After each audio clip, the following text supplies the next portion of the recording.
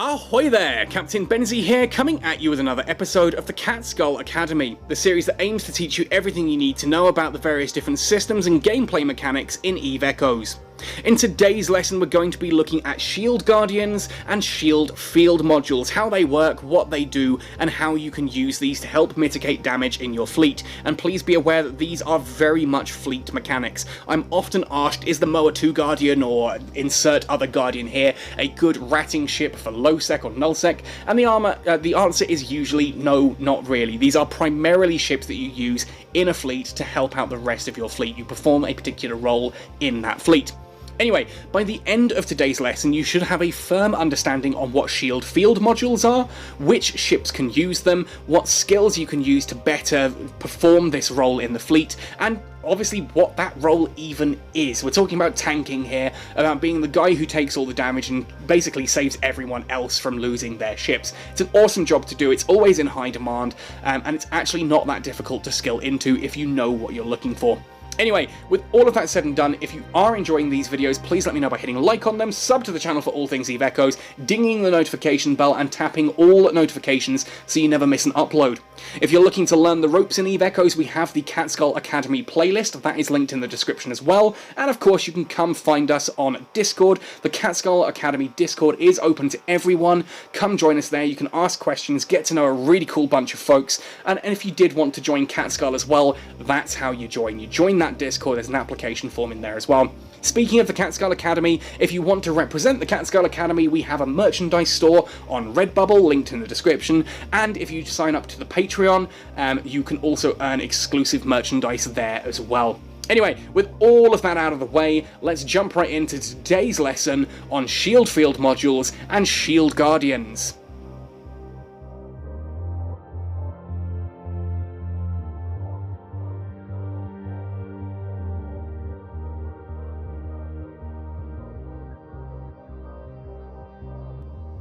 Before we proceed, an important note of caution. If you want to use a Shield Field module, you need to be aware that these are unusual in terms of modules, in that you actually have to have an explicit roll bonus in order to fit them to your ship. If you're not sure if your ship can fit a Shield Field module, open up its info page and look for its roll bonuses. Under the roll bonus here on the Hurricane Guardian, right at the bottom you can see can fit Shield Field modules. If the ship you are looking for does not have that roll bonus, it is not able to fit Shield Field modules. To make that abundantly clear, if you want to use a Shield Field module, your ship must have the roll bonus can fit Shield Field modules. If that roll bonus is not on your ship, it is not capable of fitting one of these modules. First of all then, let's cover what a Shield Field module actually is, what it does, and how it works. Now, Shield Field modules are unique mid-slot modules that essentially allow you to absorb damage that was intended for other players. This means that you can redirect all of the damage that would be hitting a fleet onto one player, that hopefully they then have additional resists, they then have additional healing capabilities, and possibly a logistics vessel behind them as well to keep them repaired and topped up on their health. The basic concept here is simply that you are looking to take all of the damage that otherwise would be distributed amongst the rest of your fleet, and in certain cases that means that you can take the big hits that might cripple other smaller ships. Anyway, so a Shield Field module is a mid-slot sub-weapon. If we go to mid-slots here on the market and come down a little bit, you'll find Shield Field modules. Now, Armor Link modules is something we've talked about in another video. I will put a link in the description as well. If it's not active yet, it's because I haven't uploaded it yet, but I will have that link working. Anyway, let's have a look at Shield Field modules. These come in three different varieties, obviously small, medium, and yep, you guessed it, large Shield Field modules. Now, interestingly enough, you'll find that the large and the medium actually are fairly rarely used. As will become apparent as we talk about how these work and what they do, you may find that the small Shield Field module is the only one you ever really use, and because these are fairly niche modules, they tend to be quite cheap on the market as well. For this purpose, we're going to be looking at the Mirror Shield Field module, because this is the one you will probably be using as a Guardian, if you are going for Shield Guardianing, that is. Now, the Mirror Small Shield Field module here, it's a Meta Level 8 module. Let's have a look at its basic info. So first of all, simultaneous activations of 1. It's worth noting that you can have multiple shield field modules fitted to the same ship, and some people do occasionally have a medium and a small fitted at the same time. It is notable that you can only have one shield field module, regardless of its name, regardless of its size. Only one shield field module can be active at any one time. It then has a power grid requirement, which by now you should be familiar with what that is. Basically, how much of your power grid does it require to be able to fit to the ship? In this case, 7 megawatts. Not much at all, especially if you're looking at one of the cruiser or the battlecruiser Guardians. You have a signature radius adjustment, which is frankly an insane number of 5,000%. What this means is that you have your ship's signature radius, how big it appears on scanners and things like that, how easy it is to lock onto, how easy it is to hit with turret weapons, and how well missiles apply their damage to it. When you activate a shield field module, your your signature radius increases by 5,000%.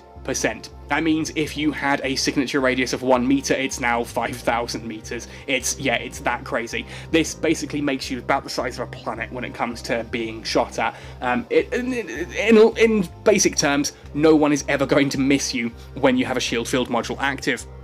We then have an activation time of 10 seconds, a reactivation delay of 5 seconds, and a fuel consumption of 100 gigajoules. Now basically, what that means if we put all of that together is that when you activate this mirror small shield field module, it will consume 100 gigajoules worth of fuel from your ship's cargo hold. You will need to have fuel in your ship's cargo hold in order to power this module. When you activate it, it will immediately consume 100 gigajoules of fuel. It will then cycle for 10 seconds before consuming a further 100 gigajoules of fuel. So every 10 seconds, this module is going to be consuming 100 gigajoules of fuel. And if for whatever reason you deactivate the mirror small shield field module, whether that's because you've run out of fuel, or because you've just tapped it, or you've warped or something like that, there is a 5-second delay before you can reactivate it. It's also worth noting that if you are for whatever reason using a medium and a small at the same time, then essentially when you deactivate one, there is a 5-second duration that you must wait before you can activate the other. Now, the difference between a small and a medium is basically its optimal range, and its resistances and that are based on the meta level. So here you can see we have an optimal range of 7.5 kilometers. When you activate the small shield field module, it puts a bubble around your ship that is 7.5 kilometers in radius. Radius, not diameter, radius. Any ship that is inside that bubble is under the effects of it from any ship that is outside of that bubble. If there are ships, if there are friendly ships inside the bubble and hostiles inside the bubble, then the bubble does nothing.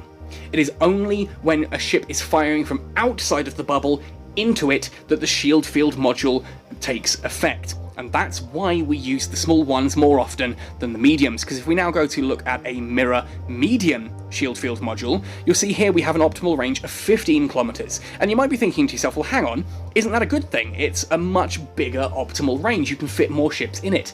Well, yes, but if you have your ships anchored correctly, if your ships are set to follow or just to approach at 0 and are all sitting on one area inside that bubble, you can easily fit them all within 7.5 kilometers. And if you increase that bubble to a 15 kilometer radius, there's a much higher chance that enemy ships are now going to be inside that bubble.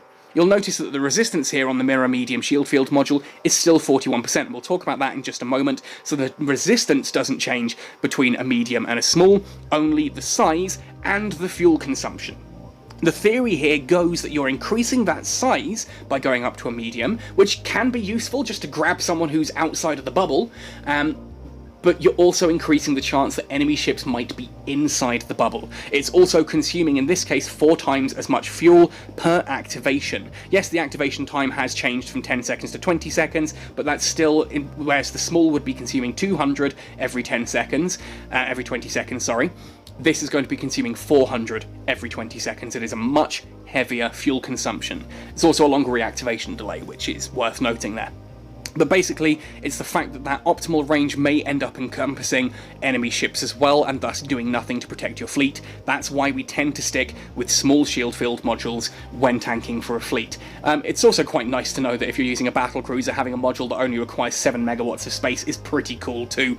Obviously makes it a lot smaller and easier to fit to those particular ships. So now in regards to the shield resistance, this is where a shield field module really shines. As I mentioned, any ship outside of the bubble firing into the bubble, that damage, instead of hitting the target inside the bubble, will be directed to whichever ship has the shield field module active. That's how this works. Now, the fact that this gives you additional shield resistance is how you then absorb that damage. This is on top of any other resistances you may have. It's worth noting that you should have watched the video already here about how tanking works, because we talk about how resistances stack up there. Hopefully, by having the shield field module and a few other sort of adaptive invulnerability fields or reactive invulnerability fields, things like that, you may have a high resistance there that means any damage that would have been intended for a ship inside the bubble gets put onto you at a reduced rate instead. It's also worth noting, if you are using drones and those drones move outside of the bubble, and an enemy ship is now inside the bubble and your drones turn around and start shooting at the enemy ship inside the bubble, if the drone's shot passes from outside the bubble into the bubble, yeah, that also passes onto your Shield Guardian. And it's the same with other ships as well. I watched recently, I was in an anomaly with a couple of friends from Catskull, and one of them went out of the bubble to start shooting at enemy ships, and one of those ships came inside the bubble. He hadn't realised that it was now inside the bubble, and all of the damage that he's trying to put onto that enemy ship that's now inside the bubble is going on to me instead. So you do need to be aware of that. Try and keep your entire fleet inside that bubble, and you get a nice resist bonus there, and that really does help to keep you alive. The big point about a shield field module is it means that anyone who would be getting shot, as long as they're inside that bubble, all of that damage is instead being put onto one ship. And being on one ship means that if you've got a logistics vessel behind you, healing you up, it only has to focus on that one ship, and it's therefore a lot easier for your logistics to just keep an eye on one ship and make sure that that one is topped up, rather than having to deal with all of the small ones. Obviously, again, if enemy ships end up inside the bubble, your logistics are going to have to adjust until all of those ships are destroyed. Anyway, that is how a shield field module works. Let's actually have a look at fitting this to a ship. I recently acquired a Hurricane Guardian, and if anyone knows me by now, you should know that the Hurricane is absolutely my favourite hull in the entirety of EVE. So naturally, this is the ship that I was going to use to showcase how this all works.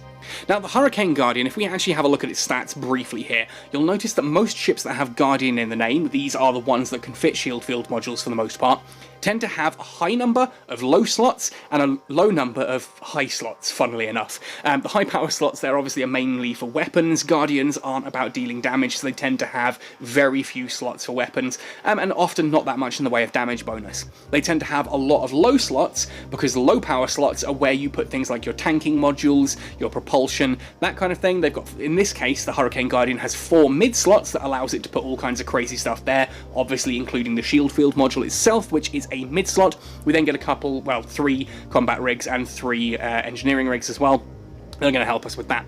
If we look at its stats, as we saw earlier, this under its roll bonus, in addition to the optimal range and optimal accuracy fall off of cannons there, because it's a Hurricane, and can fit command bursts because it's a battle cruiser, it can fit shield field modules. That's under the roll bonus, means we can actually fit them.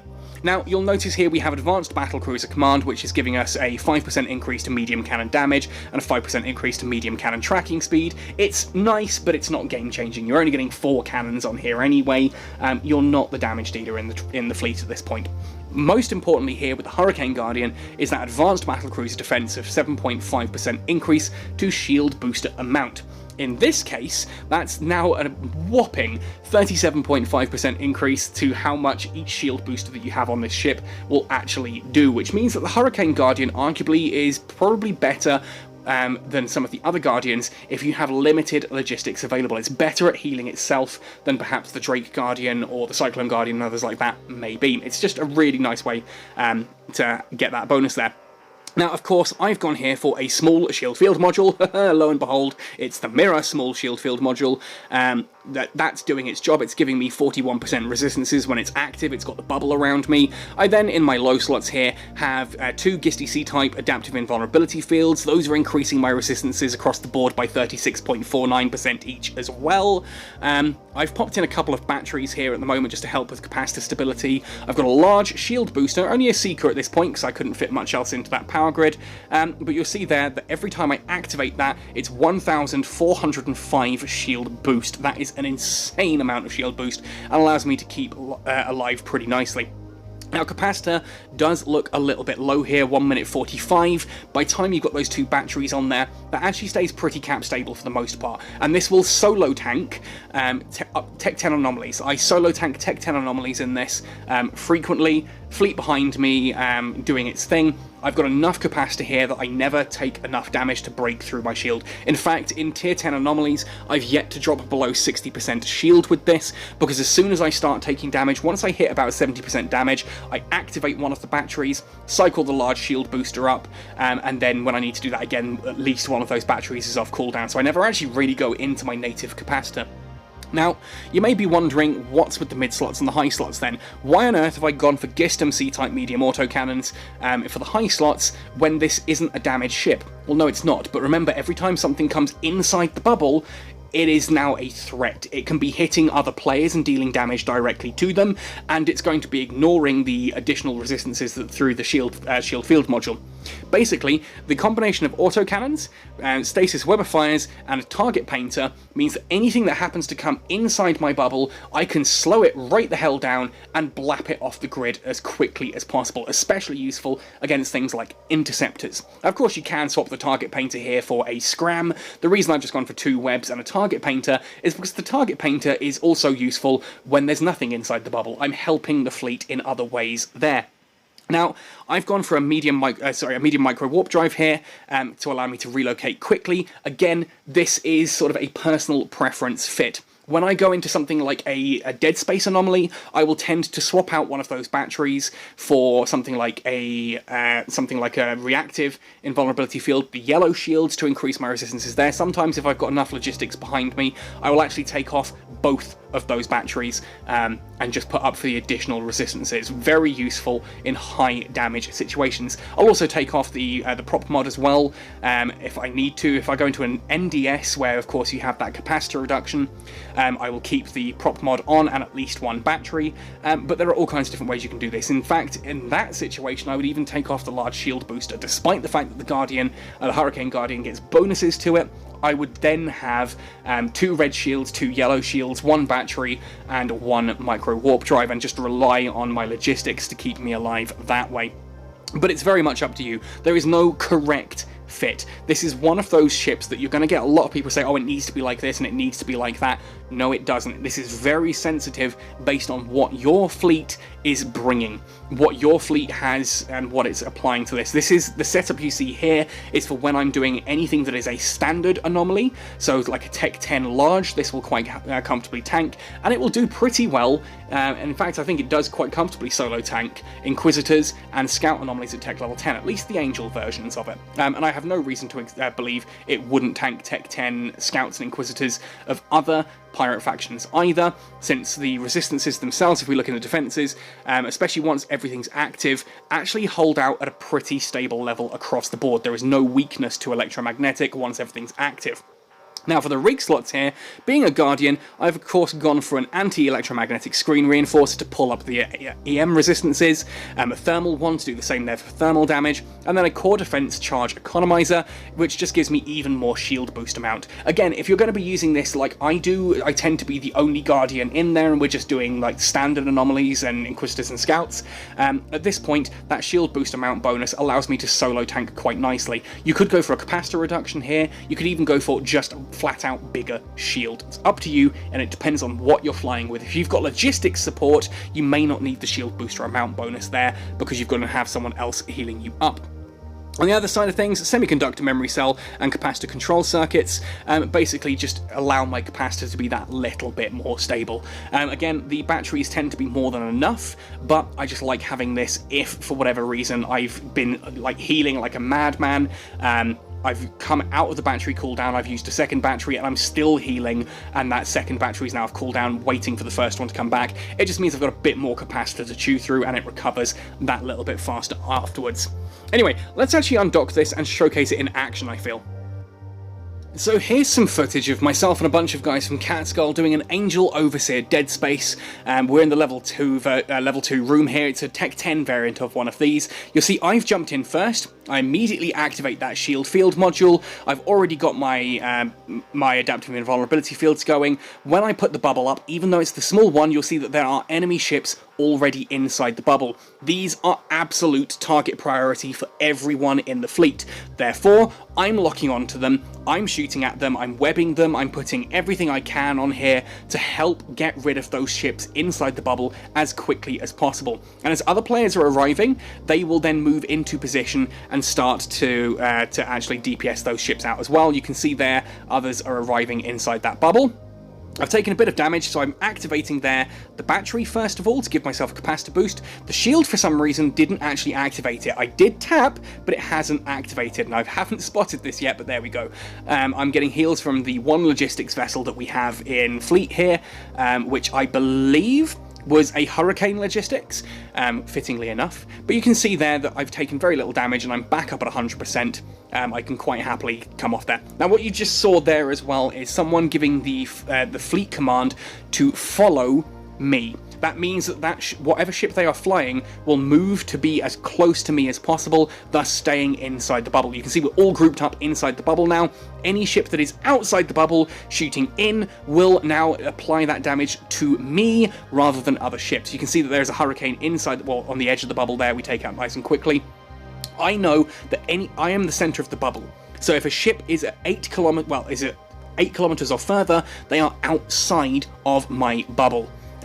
This Gist Tempest, it's at 10 kilometers, that's close to the edge of the bubble, but it is not yet inside it. And the same goes then as we move on to the others here. And you'll see that I'm very rarely having to heal myself. A single logistics vessel is more than comfortably dealing with everything here. And in fact, there are certain points throughout this where the logistics vessel actually said, you know what, I'm just going to switch everything off and sit here and see how well your Hurricane tanks. And I very rarely took any form of damage. I think I dropped below 60% at one point in time.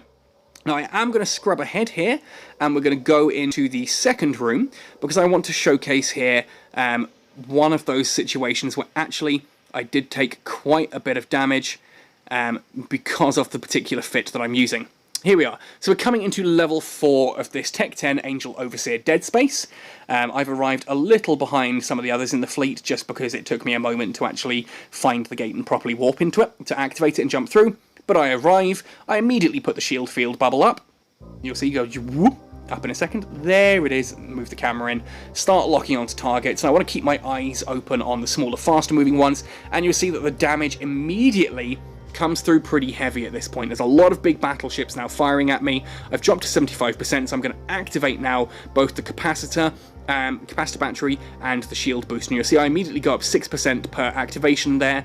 It's more than enough here to sort of keep me tanking through this damage. There we are.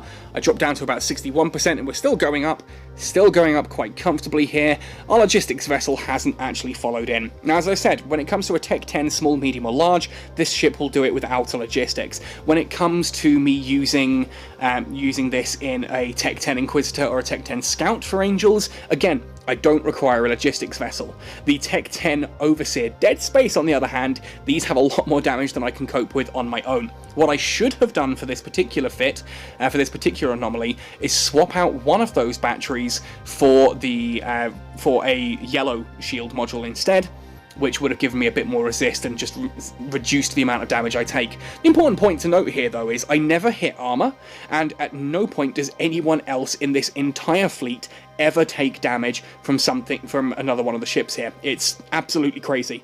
Because we're able to DPS things as they're arriving, and most of the ships that are actually, you know, coming inside the bubble tend to either be blapped off the face of the universe really quickly, like here, this Gisty Talwar 2 Assault. I've got both webs on it, I've got a drone on it. For some reason my cannons aren't firing at the moment, I haven't spotted. But it's going to be dead before it gets too close to us anyway. Nothing ever really happens, and that's the entire point here of running a Guardian ship like this in a fleet like this. All of the damage that is hitting this fleet is coming onto just me. Every single ship there, if it gets aggro and it's being shot at, it is only me taking the damage, meaning that our logistics vessel only has to lock onto me and only has to worry about me, and they can just cycle their remote shield boosters in order to help keep me alive. And of course, I've got big boosts from my own large shield booster there, doing ample work keeping me alive anyway. Anyway, that showcases this quite nicely, I think, so let's move on and talk about skills. First and foremost, it's vital to note that there are no skills at the time of me making this video that directly affect how shield field modules work. There's no shield field module skill is what I'm getting at. But if we go into maintenance technology, there are other skills that will help you survive as a Guardian. Now obviously if you're flying a Shield Guardian, then having shield operation skills pretty high up is going to be useful as a rule of thumb. You'll see that as you skill into these, what they do is they reduce the time it takes for a shield booster to cycle so you can heal faster, whilst also reducing the capacity need that a shield booster will actually chew through. And as we start going up to advanced and indeed up to expert, you'll see that this also actually reduces the power grid required to fit shield boosters to particular ships. This is a very useful skill as it allows me to make sure that I'm oversizing a large shield booster onto a medium ship, because I've got in this case a 10% reduction to shield booster power grid need, and of course the advanced shield operation gave me a 15% reduction there as well. That's basically a 25% reduction to the amount of power grid that a large shield booster would need to fit onto a ship, allowing me to fit it onto mediums.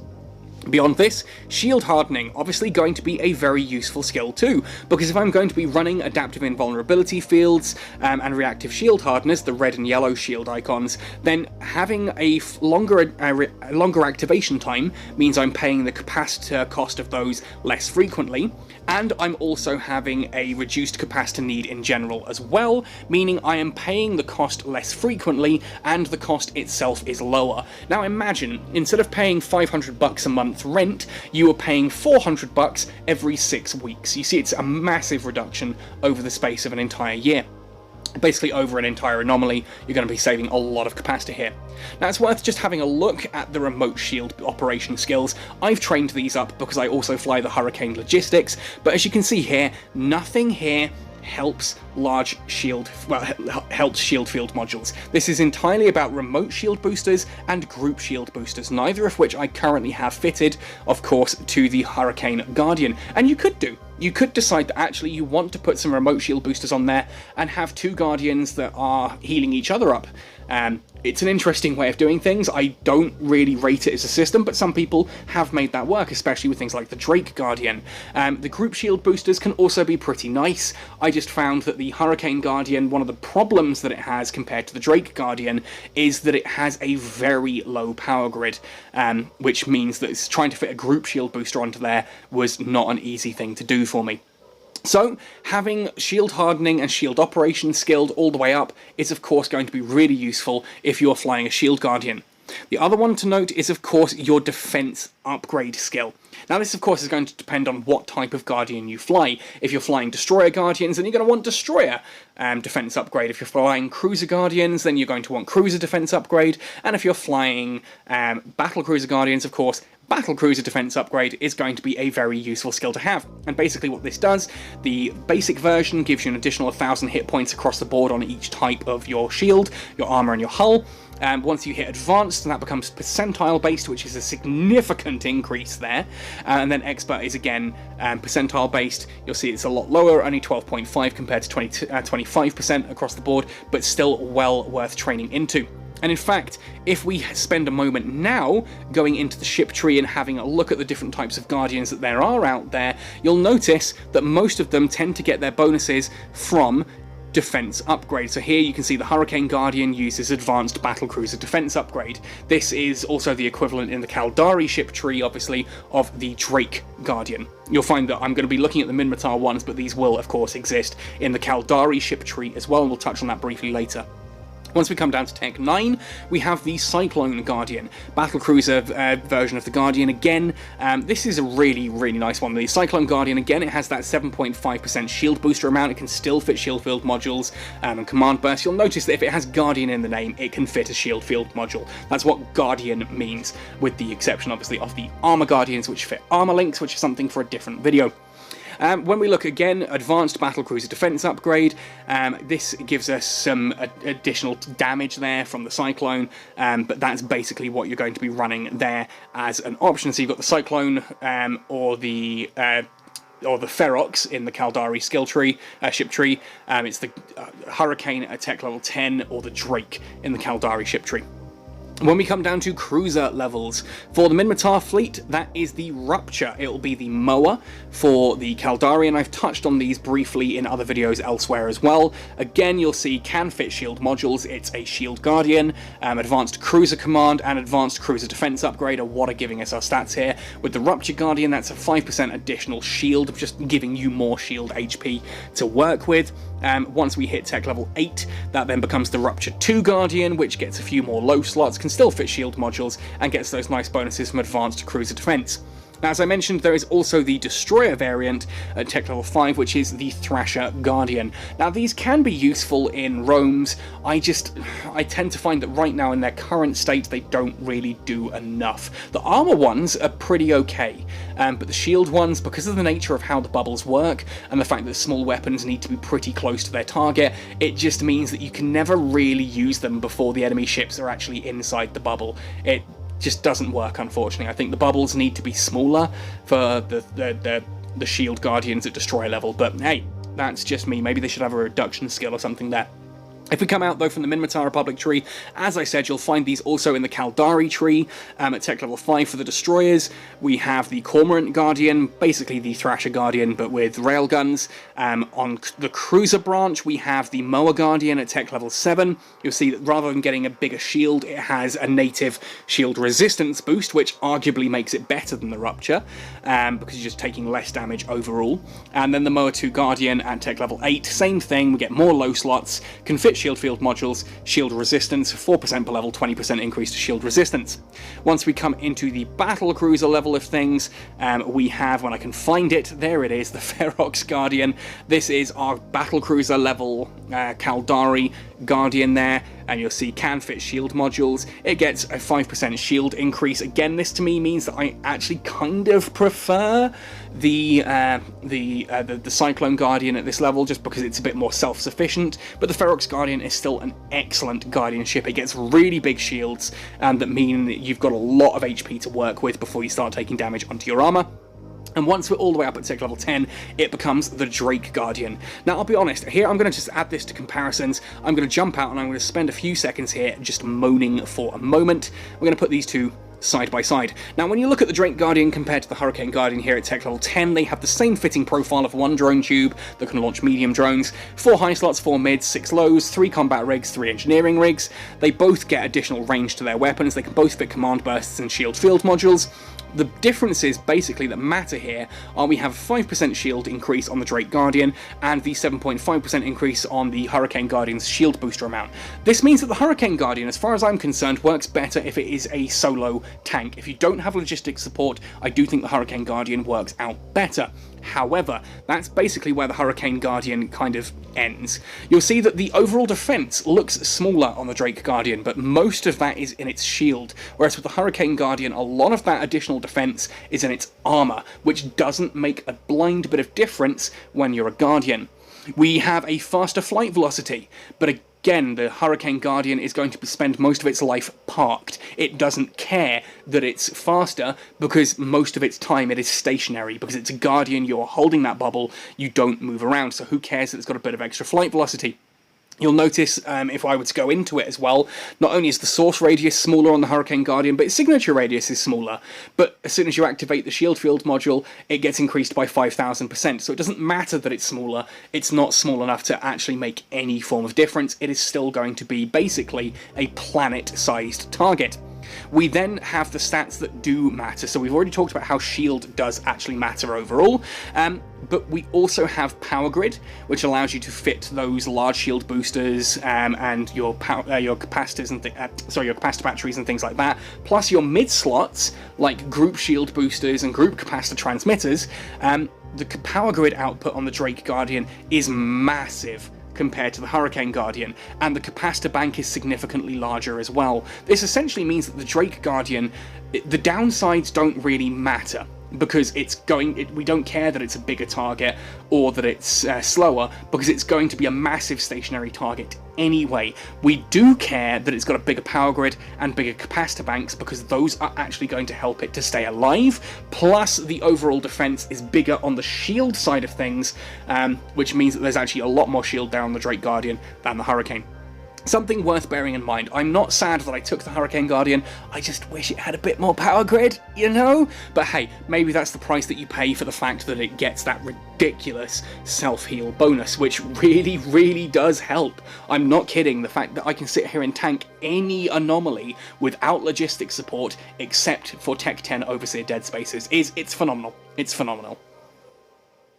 And of course, we cannot end the discussion about shield field modules without talking about Sansha's Nation. This is one of the 5 pirate factions in EVE Echoes, and they have bonuses, surprisingly, to shield field modules. We have the Succubus, the Phantasm, and the Nightmare, and let's actually have a look at these ships. Now, I've covered these elsewhere in other videos as well, so if you want to have an in-depth look at these individual ships, I have got videos where I look at them specifically. The Succubus, especially, is actually one of my favourite little faction frigates, and one of the few that holds up against its Tech 10 Interceptor variant. Anyway, so the Succubus itself, you'll see here, under its royal bonus, can fit shield field modules. And you might be sitting there thinking, that's a frigate with a shield field module? Is that really going to be worth it? Can that actually tank for a fleet? And the answer is no, not really. Again, it suffers from the same problems as the Destroyer Guardians, in that shield field module is a very big bubble, and your weapons are very short range. If you've got an 8km optimal range on a beam laser, for example, on a pulse laser, sorry, for example, you're going to be sitting at 8km, and that means that anything that you're shooting at is going to be just outside the bubble. Anything that then crosses into the bubble, it causes problems. It causes problems on small ships. The reason that the Succubus has this is to give it additional tank. Because it's got that afterburner velocity bonus at the bottom there, essentially the Succubus itself can whiz around at maximum speed without being scrammable, because it's using an afterburner, not a micro warp drive. It suffers none of the penalties that a micro warp drive has, but it's basically moving as if it was using one. Essentially, the Succubus becomes an incredible speed tank, but if something happens to catch it and negate its speed tank, it can activate a shield field module. You're going to hit me anyway, it says, may as well give you absolutely huge amounts of resists, whilst they do so, give you enough time to hopefully pull them down. The Phantasm, on the other hand, again, you have that same ability because it's got that additional afterburner velocity. It can actually speed tank surprisingly well, but if it happens to get slowed down or you're up against things with fast tracking, you can pop on that shield field module and actually give yourself a massive amount of resistance that means that you can just tank that damage for a brief period of time. That said, though, I would say the Phantasm can be used as a logistics cruiser, as a Guardian cruiser, if you wanted it to. I just personally think that if you're going to use a Guardian cruiser, why would you undock a Phantasm when you could go for a dedicated Moa 2 Guardian or a Rupture 2 Guardian or something like that, that in my opinion just does that job a little bit better. Yeah, okay, the Phantasm has more damage and it looks cooler, arguably, but I would say that ultimately at this point the Phantasm probably is not the best choice if you're going specifically for a Guardian, at least. Very nice in a faction cruiser roam. Obviously a Phantasm and an Ashamu and maybe a Cinnable in there is a very scary little roam to come up against, because that shield field module is going to just really tank some damage. The cruisers with their medium weapons can fire through the bubble outside comfortably, and the Ashamu can just absolutely wreck anything that gets close. I think there's definite value to it. I just think that if you're going for a cruiser Guardian, don't aim for a Phantasm. You might enjoy one, but I would stick mainly with the others, especially since if you're going for a Phantasm, you're also going to be having to skill into lasers, whereas all of your other Guardians that use lasers are, of course, Armor Guardians. Anyway, finally then, we have the Nightmare, and this is where things, in my opinion, get really interesting, because this is currently the only battleship in the game that forms a Guardian role, and considering how much HP the Nightmare has, there's a good reason that this thing is a terrifying tank to have in your fleet. This is arguably the best Shield Guardian in the game. There's no major bonuses to it. You get that 5% shield at the bottom, but you've got 7 low slots. Those 7 low slots can be shield boosters, they can be adaptive invulnerability fields, reactive shield hardeners, you can even put a frickin' DCU in there if you really feel the chance to. 7 low slots. It also means because you get the bonuses here, that afterburner velocity bonus, you don't have to worry about a micro warp drive as your propulsion. And of course, if you're fitting a micro warp drive, you're eating into your capacitor, and capacitor is life. Capacitor is what is keeping your shield tank alive. So you've got less impact on your actual capacitor with your propulsion modules. You've got a whole bunch of low slots that you can whack up the tank there, and then you can put a shield field module on it. Again, I would still only go for a small shield field module, but the point is, you can. And then look at the overall defense, 112,801. And if we go into the actual stats here, you'll see that the majority of that is on shield, which means this is an excellent Shield Guardian, arguably the best in the game, with insane capacitors there, 16,589 gigajoules, massive power grid, 13,081. Again, you don't even necessarily need to give a crap that you have, like, you know, weapons on this thing. Let the fleet do all of that. You are just there to tank absolutely everything. I've seen people fit missiles onto Nightmares because they just want to be able to do anything and not have to worry about capacitor. That said, it's got enough capacitor that it can actually still use those large beams, or even downsizing to medium beams or medium pulses.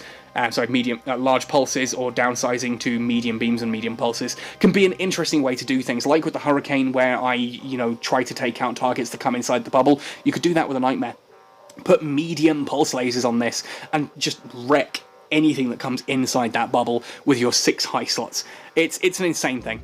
It's an insane thing, and there are no armor tank faction ships out there right now, but there are shield tank ones, which is worth noting. And if you're getting into shield tanking, especially if you're willing to fly some of the bigger ships, the Nightmare is arguably the best Shield Guardian in the entire of EVE Echoes. And there we have it, everything that you need to know about shield field modules and being a Shield Guardian to mitigate some of the damage in your fleets. Hopefully you find this useful and or inspiring. I've been asked a lot recently about, can this ship solo tank, can this ship tank for the fleet in this anomaly and that anomaly and this anomaly? There is no solid answer to that. It depends on your skills, it depends on the ship in question, it depends on what fleet you're bringing with you. If, for example, I'm using the Hurricane Guardian on its own, without a logistics, I'm going to struggle in a Tech 10 Overseer anomaly, but I will be fine in a standard Tech 10 medium or Tech 10 large. If I've got a humongous fleet with me, if I've got 10 people in battleships and things like that, I may even be able to do the Overseer without logistics support. I can personally comfortably do those Tech 10 small, medium and larges without a logistics, but whereas, say, a Moa Guardian might struggle, but with a good logistics vessel, a Moa Guardian may be able to do Tech 10 larges. It's very much dependent on how much firepower your fleet has, which is obviously a way to help mitigate damage taken just by destroying ships before they can pile on too much damage. And it depends on your logistics, it depends on so many independent variables. The best thing to do, though, is to get in one of these ships, because you don't... If you're flying shield tank ships anyway, you're going to have those shield hardening and shield operation skills anyway, and in honesty, it's not like the defense bonuses actually cost all that much anyway, and you should be skilling into those if you're flying battleships or battle cruisers or whatever you're flying. If you are flying shield cruisers, my point is you probably already actually have the skills to fly a Shield Guardian, and probably don't require all that much even if you don't. It's just a little top up to get into that. It's an easy role to get into, it's always in demand for fleets, you will always be brought along to ratting fleets if you've got Guardians available. People absolutely love them. So get out there, give it a go, try with some friends, and if things go a bit south, you can always warp to safety, as long as you're killing the scram rats first. Anyway, folks, thank you for watching this one right the way to the end. If you have any questions, of course, ask in the comment section down below. Come join the Cat Skull Discord and ask there. Otherwise, happy sailing, and see you in New Eden!